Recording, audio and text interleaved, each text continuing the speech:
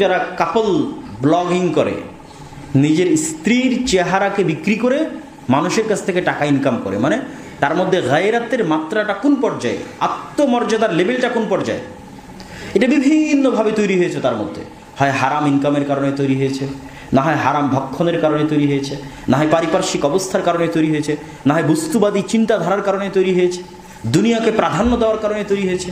কিন্তু তার মনুষ্যত্ব, তার পার্সোনালিটি, তার ব্যক্তিত্ব শেষ হয়ে গেছে না, যখন থেকে সে তার স্ত্রীকে বিক্রি করে টাকা ইনকাম করা শুরু করেছে। তো এই জন্য রাসূলুল্লাহ সাল্লাল্লাহু আলাইহি সাল্লাম বলেছেন সে জান্নাতে যাবে না।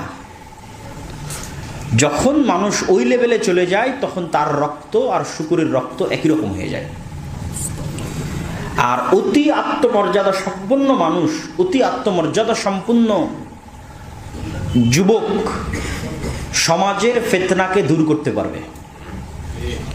কিভাবে সমাজের ফিতনাকে দূর করতে পারবে আমি বলি, মেয়েদেরকে পথভ্রষ্ট করা অনেক সহজ, তাদেরকে যে কোনো ফাঁদে ফেলা অনেক সহজ, তাদেরকে পথভ্রষ্ট করা শয়তানের জন্য পুরুষের তুলনায় অনেক অনেক সহজ।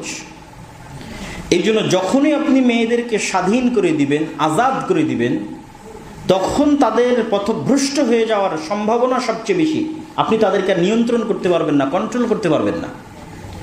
তাহলে সমাজে ফিতনা দূর করার জন্য পুরুষকে আত্মমর্যাদাশীল হতে হবে, পুরুষকে আত্মমর্যাদা সম্পন্ন হতে হবে, যে তার স্ত্রীকে, যে তার কন্যাকে, যে তার বোনকে তাদের ইজ্জত রক্ষার জন্য তাদেরকে পর্দার মধ্যে রাখবে, তাদেরকে ছেড়ে দিবে না, তাদেরকে উন্মুক্ত করে দিবে না।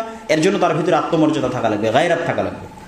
আর পুরুষের মধ্যে যদি আত্মমর্যাদায় গায়রাত না থাকে, 90% নারীর পক্ষে এটি সম্ভব নয় যে সে ফিতনার পরিবেশের মধ্যে উঠা বসা করবে আর নিজেকে সে ঠিক রাখবে, সংশোধিত রাখবে, পবিত্র রাখবে। এটা অনেক কঠিন, পুরুষের চাইতে নারীর জন্য বেশি কঠিন, কেননা তাদের অন্তর নরম, তাদেরকে পথভ্রষ্ট করা শয়তানের জন্য বেশি সহজ।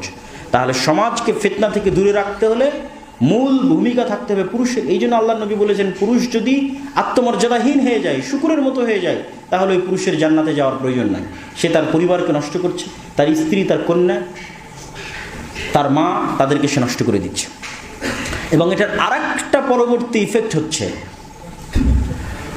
যখনই কোনো পুরুষ আত্মমর্যাদাহীন হয়, গায়রাতবিহীন হয়, এবং তার স্ত্রী এবং তার কন্যা বা তার বোন এই ধরনের খোলামেলা পরিবেশে উঠা বসা করবে, চলাফেরা করবে, এবং অসংখ্য পুরুষের সংস্পর্শে আসবে, এবং পুরো পরিবার থেকে গায়রাত উঠে যাবে, তখন তার পরবর্তী প্রজন্ম তথা